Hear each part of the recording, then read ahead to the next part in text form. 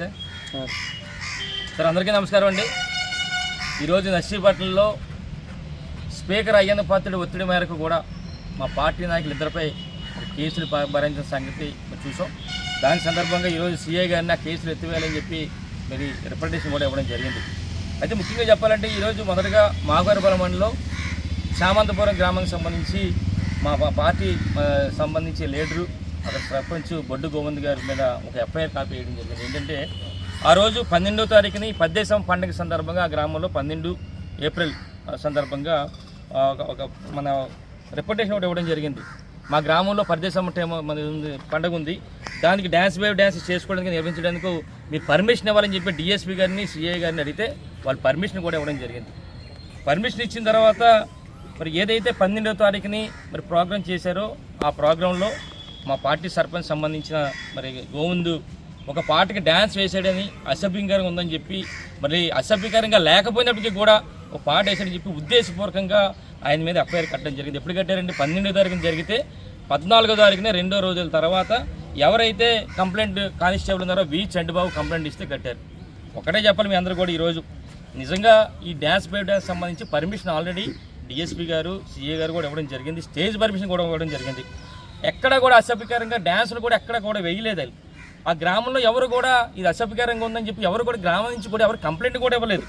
కేవలం ఏదో సోషల్ మీడియాలో వచ్చిందంట వైరల్ అయిందని చెప్పి కేవలం సోషల్ మీడియా ఆధారంగా మరి ఎవరైతే మరి చంటిబాబు గారి పేరున కానిస్టేబుల్ ఉన్నారో ఆయన పేరున మరి కంప్లైంట్ ఇవ్వడం జరిగింది. నిజంగా ఆ రోజు ఆ ప్రోగ్రాం జరిగేటప్పుడు ఎవరైతే కంప్లైంట్ ఇచ్చారో చంటిబాబు అనే కానిస్టేబుల్ కానీ 3 కానిస్టేబుల్ ఆ ప్రోగ్రాం దగ్గరే ఉన్నారండి డ్యాన్స్ వేసేటప్పుడు. మరి ఎందుకు ఆ రోజు అదే పోలీసులు ఎందుకు ఆపలేదని చెప్పి అడుగుతా. అంటే కేవలం మీరు పర్మిషన్ ఇవ్వడం, మరి డ్యాన్స్కే పర్మిషన్ ఇచ్చారు. మరి డ్యాన్స్లో డ్యాన్స్లు వేస్తుంటే దాని మీద మళ్ళీ ఉద్దేశపూర్వకంగా మా పార్టీ నాయకుడి మీద మరి 2 రోజుల తర్వాత కేసులు కట్టడం సంగతి మొదటగా చెప్తున్నాను. అలాగే రెండోది మరి నోకాలమ్మ జాతర అని చెప్పి మరి గురంద్రపాలు నర్సీపట్నం రూరల్కి సంబంధించి శానపతి చంద్రబాబు వెంకటరత్న మా సర్పంచ్ మా పార్టీ అధ్యక్షుడు కూడా ఆయన కూడా 29వ తారీఖు 3వ నెల మార్చిలో నోకాలమ్మ జాతర సందర్భంగా ఆయన కూడా ఒక అప్లికేషన్ పెట్టుకున్నాడు. మాకు స్టేజ్ పర్మిషన్ కావాలని చెప్పంటే డిఎస్పీ గారు సిఏ గారు దానికి పర్మిషన్ కూడా ఇచ్చారు. ఇచ్చిన తర్వాత అక్కడ ఆయన మీద కూడా మరి కేసు పెట్టారు. ఎప్పుడు పెట్టారండి? 29 మార్చిలో 29వ తారీఖు జరిగితే 15/4 నిన్న కాక మొన్న అంటే 17 రోజుల తర్వాత ఆయన మీద కేసు కట్టారు. ఎక్కడ కూడా ఆయన అసభ్యకరంగా డ్యాన్స్లు ఏమి వేయలేదు స్టేజ్ మీద. ఆ గ్రామంలో ఎవరు కూడా కంప్లైంట్ కూడా ఇవ్వలేదు. కేవలం సోషల్ మీడియా వచ్చిందని చెప్పి 17 రోజుల తర్వాత ఈ అక్రమంగా కేసు కట్టిన సంగతి మీ ద్వారా తెలియపరుస్తాను. స్టేజ్ పర్మిషన్ ఇచ్చారు, అక్కడనే డ్యాన్స్ చేసేవాడు పోలీసులు కూడా ఉన్నారు. ఎవరైతే కే బాబురావు అని ఆయన ఇచ్చారో ఆయనతో పాటు 2-3 కానిస్టేబుల్ కూడా అక్కడే ఉన్నారు. మరి ఎందుకు నిజంగా అసభ్యకరంగా వేస్తే ఎందుకు ఆపలేదు అంటే అక్కడ ఏ విధమైన అసభ్యకరంగా అక్కడ ఎవరు వేయలేదు కాబట్టి మరి ఏదైనా మరి ఒత్తిడి మేరకు ఈరోజు ఆయన మీద కేసులు కట్టడం జరిగింది. మొన్న చూస్తే నిన్నగాక మొన్న ఆ సర్పంచ్ని పిలిపించి 1 గంట నుంచి సాయంత్రం అక్కడ కూర్చోబెట్టారు. అంటే కేవలం ఇది ఉద్దేశపూర్వకంగా ఏదోలాగా ఇబ్బంది పెట్టాలి వైఎస్ఆర్ పార్టీ అని చెప్పి అయ్యన్న పాత్రుడు ఒత్తిడి మేరకు ఈ విధమైన కార్యక్రమం చేస్తారు. ఒకటే అడుగుతున్నా ఈరోజు అయ్యన్న పాత్రుడిని కానీ ఈరోజు ప్రజలు కూడా ఇవ్వాలి. ఇదే స్పీకర్ అయ్యన్న పాత్రుడు మరి నర్సీపట్నంలో రోడ్ల మీద బహిరంగంగా డ్యాన్స్ వేయలేదని చెప్పుడుతా. అప్పుడు ఏం కేసులు ఎవరో పెట్టలేదే, కేసులు లేవే. మరి ఆయన డ్యాన్సులు వేయొచ్చు. మరి గ్రామాల్లో గ్రామదేవత సందర్భంగా పార్టీలతో సంబంధం లేకుండా గ్రామాల్లో ఒక పాటగా డ్యాన్స్ చేస్తే వైఎస్ఆర్ పార్టీ మీద కేసులు పెట్టడం ఎంతవరకు సమస్య అని చెప్పి ఈ సందర్భంగా అడుగుతున్నాను. అంటే ఒకటే చెప్తున్నా ఈరోజు వైఎస్ఆర్ పార్టీ వాళ్ళ మీద ఏదో విధంగా కేసులు పెట్టాలి, వాళ్ళతో మాట్లాడించకూడదు, వాళ్ళు కౌంటర్లు ఇవ్వకూడదు. కౌంటర్లు ఇచ్చినా సరే వార్నింగ్లు ఇచ్చే సంగతి ఇప్పుడు చూస్తున్నాం. పోలీసులు ఏ విధంగా ఉన్నారంటే వైఎస్ఆర్ పార్టీ నుంచి ఎవరైనా కౌంటర్ ఇస్తే అటు వార్నింగ్లు కూడా మరి ఈ విధంగా జరుగుతుంది. ఒక్కసారి నేను ఒకటే మాట్లాడుతున్నాను అంటే అంటుంది ఏంటంటే అయ్యన్న పాత్ర ఒకటే ఆలోచించాలి.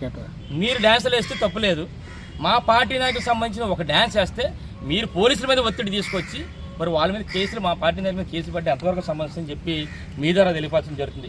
ఒక్క విషయం చెప్పాలి మీ అందరూ కూడా, ఒక విషయం కూడా చూపించాలి మీ అందరూ కూడా. మొన్న చూస్తే ఒక ఉదాహరణ చూపిస్తాను. ఒకసారి ఈ వీడియో చూడండి ఒకసారి మీరు.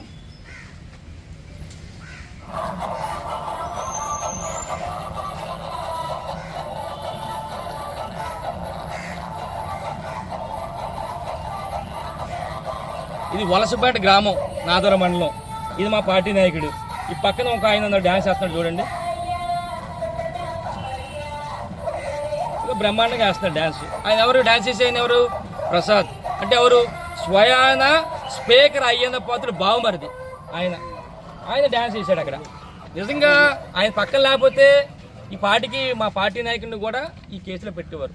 అంటే స్వయాన అయ్యేంద్ర పాత్రుడు బావమరిదే డ్యాన్సులు ఇస్తే ఆయన మీద కేసులు లేవు, ఎక్కడో వైఎస్ఆర్ డబ్బులు అక్కడక్కడ చేశారని చెప్పి కేసులు పెట్టడం ఎంతవరకు సంబంధించి అని చెప్పి ఈ సందర్భంగా అడుగుతున్నాను. అంటే ఒకటే అడుగుతుంది ఈరోజు పోలీస్ డిపార్ట్మెంట్ వారిని, మరి ఇద్దరి మీద మా వాళ్ళు పెట్టారు కదా, మరి అయ్యేంద్ర పాత్రుడు దాని మీద కూడా సోషల్ మీడియా వచ్చింది అలా బావమరిది కూడా డ్యాన్స్ తెచ్చాడని, మరి ఎందుకు పెట్టలేకపోయారు అంటాను. అంటే భయమా? అంటే అయ్యేంద్ర పాత్రుడు బావమరిది మీద కేసు పెడితే మళ్ళీ ఇక్కడ నుంచి ట్రాన్స్ఫర్గా చేస్తారేమో భయంతోనో, మరి అసలు నిజంగా ఆయన మీద పెట్టే దమ్ముందని చెప్పి అడుగుతున్నా. అంటే మేము అంటున్నాం కావాలని పెట్టడం కాదు, అంటే గ్రామాల్లో పార్టీలతో సంబంధం లేకుండా అందరూ కూడా ఈ కార్యక్రమం చేసుకుంటే కేవలం ఉద్దేశపూర్వకంగా మా పార్టీ నాయకులు పెట్టడం ఎంతవరకు సంబంధం చెప్పి మరి సందర్భంగా అడుగుతున్నాం. అంటే కేవలం ఇప్పుడు పోలీస్ డిపార్ట్మెంట్ చెప్పేది ఏంటంటే కేవలం అయ్యేంద్ర పాత్రుడి మెప్పు కోసమో మీరు పనిచేయడం కాదు.